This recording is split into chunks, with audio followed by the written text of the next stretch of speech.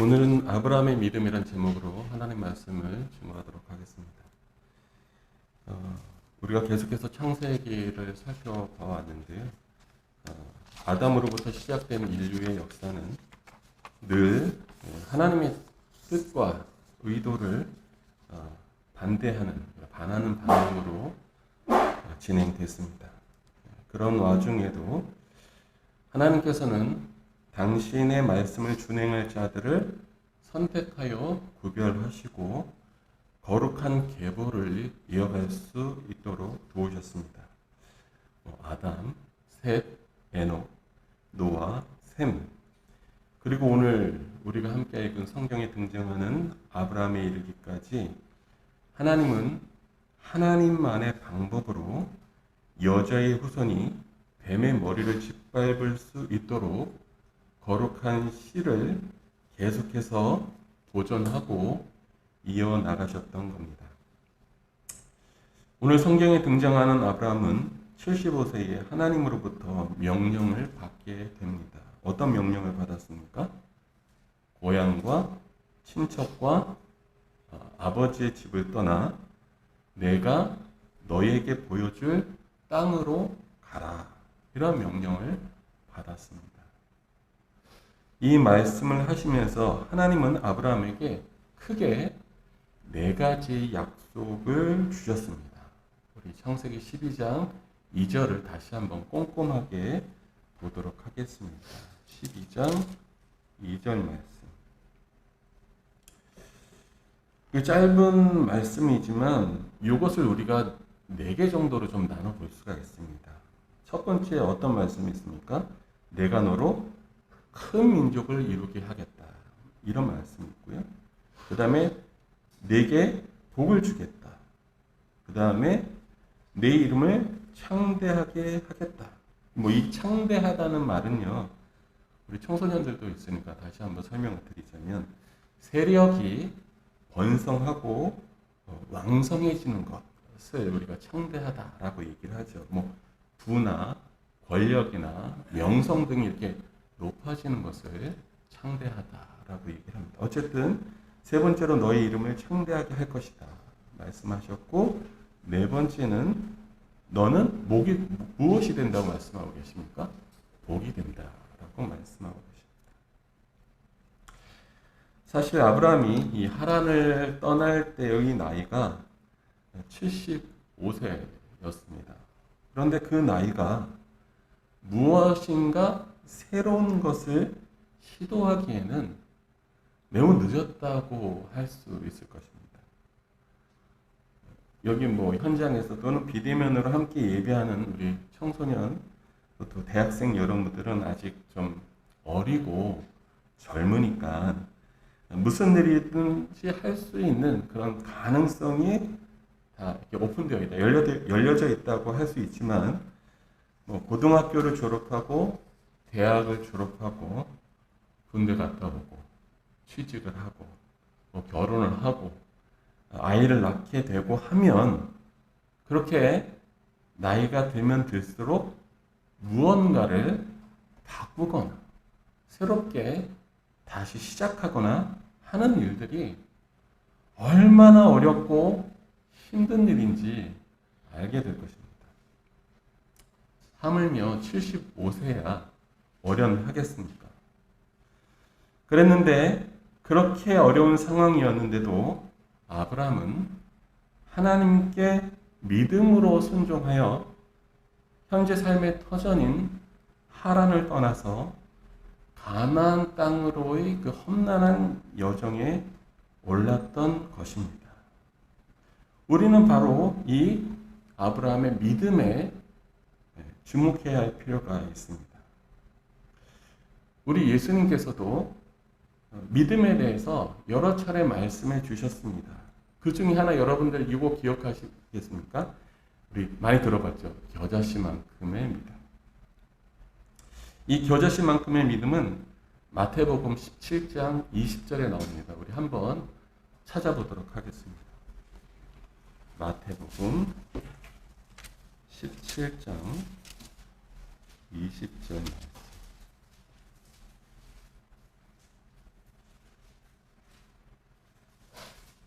찾으신 줄 알고 우리 한 목소리로 함께 공독하도록 하겠습니다. 시작. 이르시되 너희 믿음이 작은 까닭이니라. 진실로 너희에게 이르노니 만일 너희에게 믿음이 겨자씨 하나일 만큼만 있어도 이 산을 명하여 여기서 저기로 옮겨지라 하면 옮겨질 것이요 또 너희가 못할 것이 없으리라. 아멘. 보통 우리는 이 말씀을 들으면 맨날 이렇게 생각합니다. 나는 산을 옮길 자신이 도무지 없으니까 내 믿음은 겨자씨만큼도 안 돼. 또는 도대체가 산을 옮길 만한 겨자씨만큼의 믿음이라는 것은 어떻게 해야 내가 가지게 될 수 있는 걸까? 우리는 이 말씀을 읽으면서 종종 이런 고민들을 하실 것입니다. 그런데 정작 성경이 말씀하는 이 겨자씨만큼의 믿음이라는 것은 우리의 생각과는 조금 다릅니다. 산을 옮긴다고 하니까 무슨 의미를 부여하고 그래서 이 겨자씨만큼의 믿음이 아주 대단한 것으로 생각이 될 뿐이지, 사실 우리의 삶에서, 우리의 일상 속에서 겨자씨만큼의 믿음을 나타낼 수 있는 일, 또는 드러낼 수 있는 일을 찾아보는 게 그리 어려운 일은 아니라는 사실입니다. 물론 그러한 일을 하려면 대신 포기해야 하는 게 있을 수가 있고 조금 번거롭기도 하고 때로는 아주 귀찮은 일이 될 수도 있습니다. 다시 아브라함으로 돌아가서 아브라함을 생각해 봅시다. 하나님께서 고향을 떠나라고 했습니다. 그것을 꿈이나 환상으로 받았을 수 있습니다. 어쩌면 그러한 생각이 갑자기 강하게 아브라함에게 들어와서 아브라함을 막 요동하게 했을지도 모릅니다. 어쨌든 성경에 부연 설명이 없으니까 정확하게 알 수는 없습니다. 그런데 여기서 바로 그 아브라함의 어떤 위대함 같은 것을 엿볼 수가 있습니다. 바로 아브라함은 하나님의 말씀을 곧이곧대로 실행에 옮겼다는 사실입니다. 사실 그러한 생각이 들었을 때, 그런 꿈을 꾸었을 때, 환상을 보았을 때, 개꿈이야. 그렇게 말할 수도 있는 거잖아요. 그렇죠? 아마 저 같으면 아마 그렇게 하고 그냥 지나쳐버렸을지도 모르겠습니다. 그런데 아브라함은 그렇게 하지 않고 고향을 등지고 떠나갔습니다. 이 고대 사회에서 고향, 본토를 떠나는 게 쉬운 결정은 아니었을 것입니다. 그런데 그렇다고 해서 전혀 없는 일도 아니었을 겁니다. 그 새로운 땅을 또는 목초지를, 그런 것들을 개척하기 위해서 온 가족이 짐을 싸들고 가는 일들이 모르긴 몰라도 없진 않았을 겁니다. 그렇다고 할 때 아브라함이 고향 땅을 떠나간 것은 특별한 일로 사람들에게 비춰질 수는 있어서도 그 일 자체가 새삼스러운 것은 아닐 수 있다는 겁니다. 저는 혼자 이 말씀을 묵상하면서 상상을 해봤는데요. 당시 아브라함의 이웃들은 이런 반응을 좀 보이지 않았을까요? 여보게, 아브라함네가 이주를 한다고 하던데 자네 들어보았나? 아, 그래요? 동네 떠나면 고생이 심할 텐데 어디로 간다 하던가요? 글쎄 자세한 것은 모르겠지만 식솔들을 모조리 이끌고 가나안으로 간다는 소문이 있네. 이런 얘기들을 나눠볼 법하지 않습니까?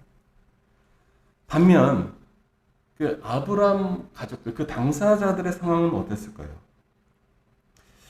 맨 처음에는 아브라함의 아버지 데라가 가족을 이끄는 듯한 인상을 받았지만, 우리가 오늘 읽은 본문 말씀에 그러한 인상을 받았지만, 하란에서 아버지가 죽고 난 이후 하란에서 정착하지 않고 계속해서 가나안으로 갔다는 것은 아브라함의 적극적인 의지와 행동이 없고서는 불가능한 일이었습니다. 그러므로 우리는 이러한 상상도 해볼 수 있습니다. 아브라함이 가나안 땅으로 가기 위해서 가족들을 적극적으로 설득했으리라는 그런 추측 말입니다. 아브라함의 조카 롯이 가나안으로의 그 이사에 동조한 것을 보면 아브라함은 분명 자신이 받은 이상 또는 환상, 계시 등에 대해 가족들에게 소상히 설명하고 동의를 얻는 그런 과정이 있었으리라. 우리는 충분히 생각해 볼 수가 있는 겁니다. 이거 어떻게 보면 번거롭고 좀 가족 간에 불편함이 생길 수도 있는 그러한 일이었을 겁니다. 설득하는 것 자체가 만만하지 않았을 수도 있고, 또 듣고 있는 다른 가족들에게 꽤 귀찮은 일이 되었을지도 모릅니다. 그렇다면 이 모든 상황, 아브라함의 가족이 고향을 떠나야 하는 이 상황, 사실 아브라함이 그런 결정을 안 내렸으면, 아브라함만 입을 꾹 닫고 있었다면 일어나지 않아도 되는 일, 없었던 일이 되는 거 아니었겠습니까? 다시 말해서 아브라함이 나 계시를 받았어. 가나안 땅으로 가라고 하나님께서 말씀하셨어. 이런 얘기 가족들에게 하지 않고 그냥 혼자서 내가 잠시 뭔가 착각을 했었나 보다 라든지, 내가 나이가 들어서 좀 이렇게 뭔가 잘못 들었나 보다 라든지, 어떤 방식으로든 하나님의 명령을 한 귀로 듣고 한 귀로 흘려버렸다면 아브라함과 그 가족이 고향 땅을 떠나는 일이 있었겠냐는 것입니다. 단언컨대 없었을 것입니다. 그런 차원에서 믿음이라는 것은 언제나 늘 겨자씨 같은 겁니다. 있는 듯 없는 듯. 누구나 쉽게 지나치고, 누구나 쉽게 포기하고, 누구나 대수롭게 여기지 않는,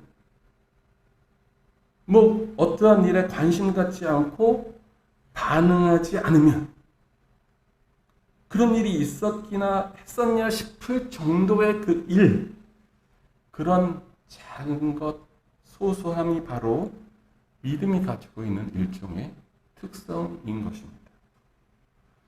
그런데 아브라함의 선택과 행동 역시 바로 그러한 성격의 일이었습니다. 안 해도 그만인 일, 그런 일 말입니다.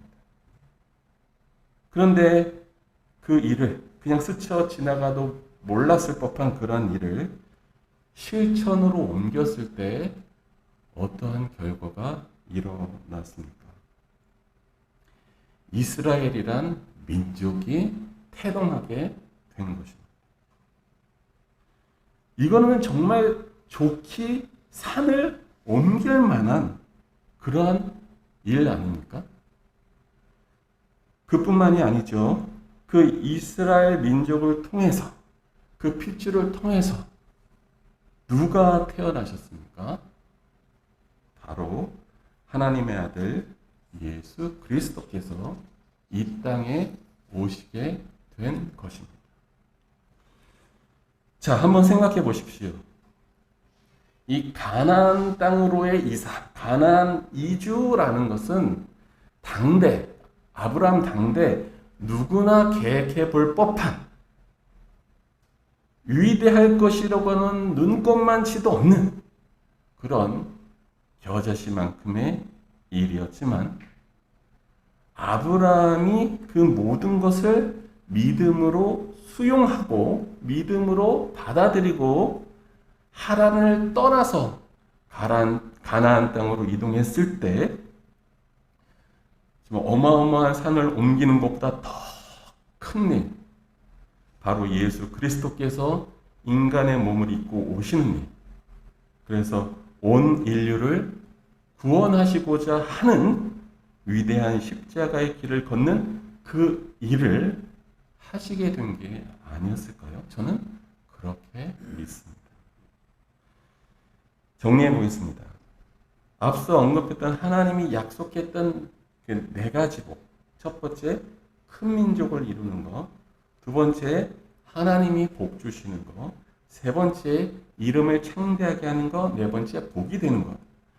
이 모든 것이 아브라함의 그 겨자씨만큼의 믿음에서 출발하여 받게 되는 그러한 복이라는 사실을 우리 모든 성도님들이 꼭 기억하셨으면 좋겠습니다. 아마 저는 잘 모르지만 여러분 주변에 그런 일들이 있을 겁니다. 시작은 지극히 평범하지만 그 끝은 정말 대단한 그런 일. 그런 것들이 여러분들 삶의 주변에 분명히 있을 겁니다. 그런데 왜 그런 일들이 우리들 삶 가운데서 잘 안 일어나냐?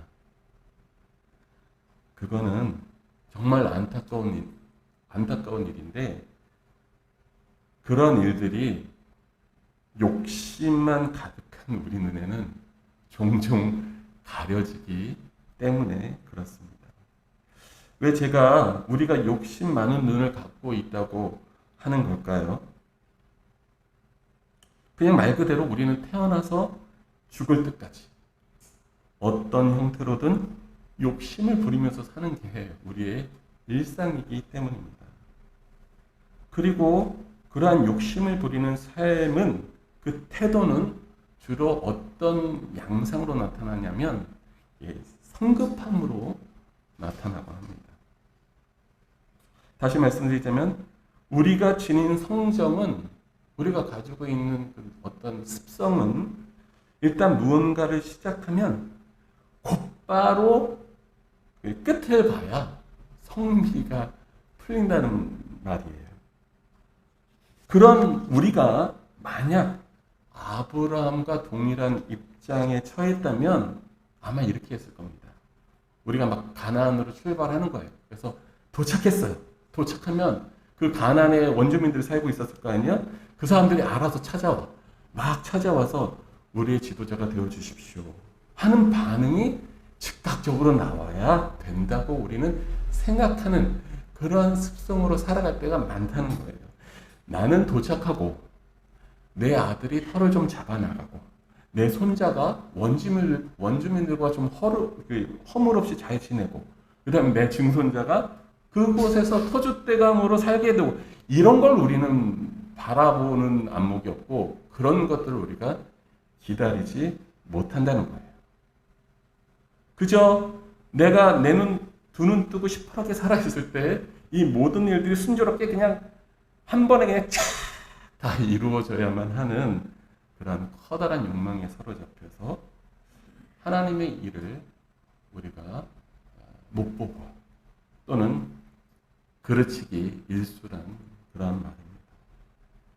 그래서 우리가 이 소박한 믿음의 눈을 되찾기 전엔 하나님께서 계획하시고 도모하시는 일을 발견한다는 것은 어쩌면 언감생심 꿈도 못 꾸는 그런 일이 될지도 모릅니다.